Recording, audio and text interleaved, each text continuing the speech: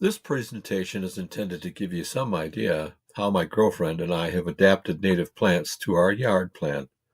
This is the more recent addition to our yard plan.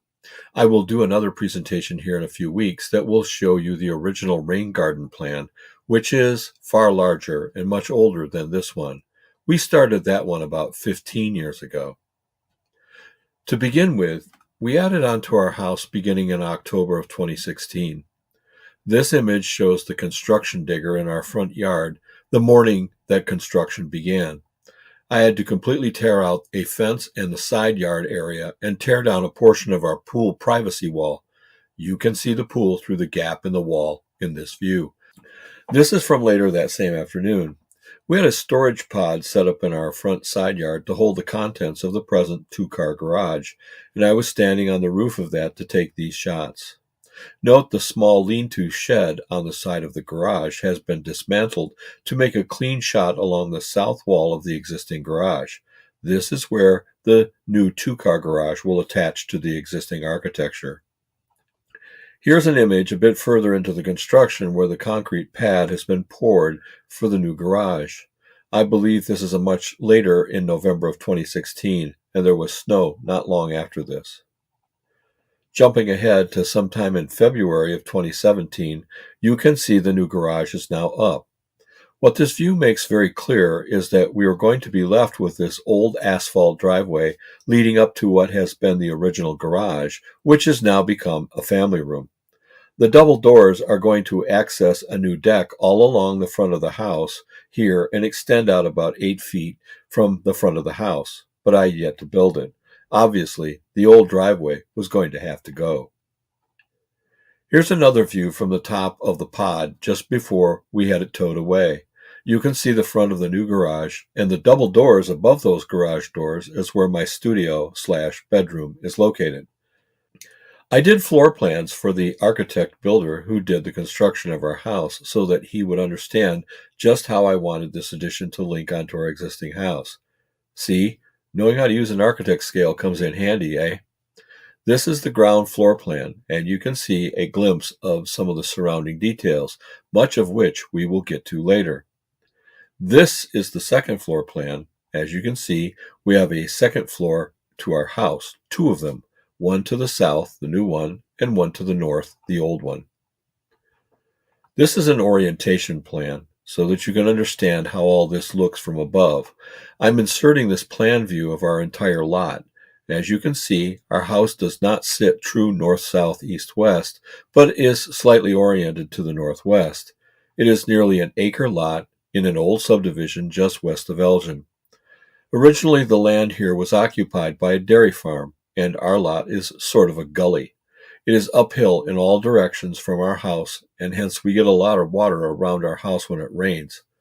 Just across the street from where I live is a large meadow that was set aside because the land could not be developed, and just beyond that meadow is a stream. All the water runs that way, but at first it goes through our backyard. More on that rain garden project later. Zooming in on that site plan, you can see what I had designed to take up the space where the original driveway was. It was designed to be a prairie garden with a waterway running down through it to take the runoff from our roofs to the street, but to slow it down along the way and allow it to percolate into the soil. At the very end of the dry wash is a catch basin next to the driveway, which usually accumulates 6 to 8 inches of water every time it rains. In this somewhat closer view, you can see the old cedar hedge running along the north side of the garden. This was the original hedge next to the driveway. At present, it is still in place, but it's destined to be torn out this next spring and be replaced by native shrubs and plants. We have not yet decided what to do with the spruce tree on the north side of the hedge.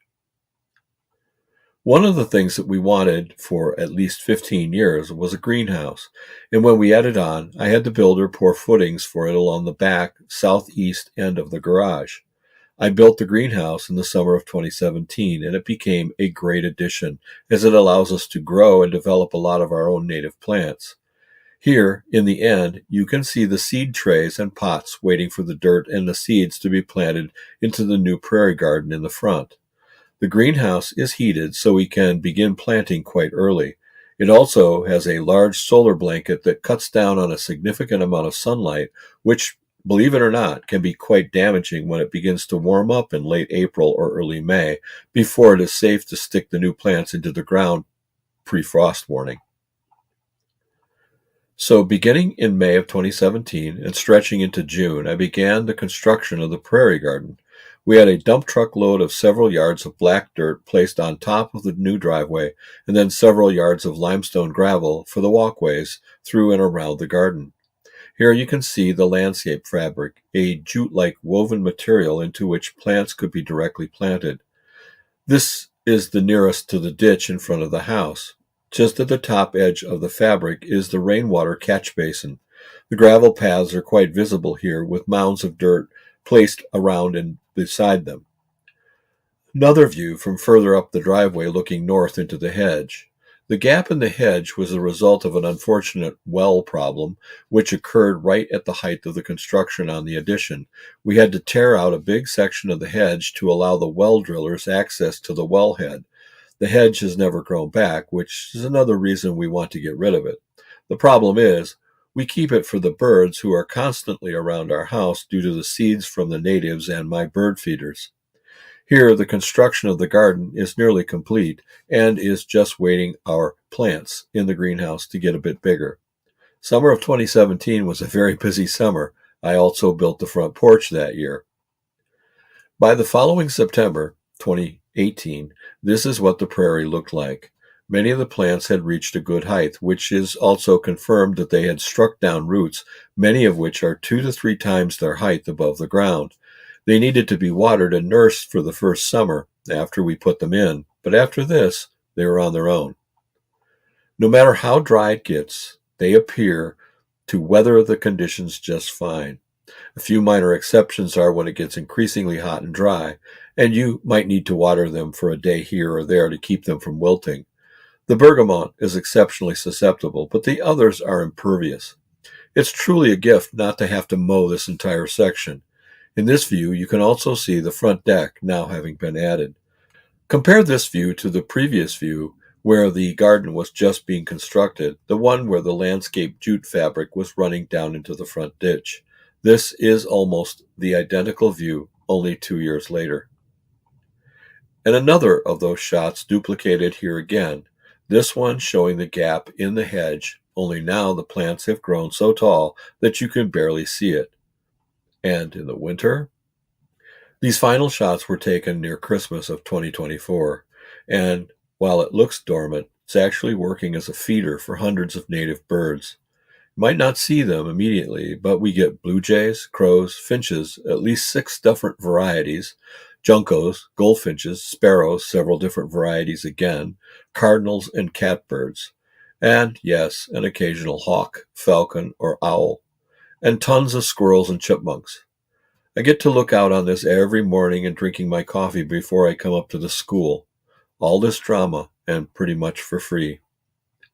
Now here, in a couple of weeks, we will look at the rain garden in my backyard.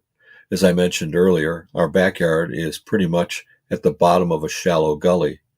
From the back second-story windows of my studio, in the winter, with the leaves off of the trees, I can see traffic passing by at eye level out on Bowes Road, about a block away.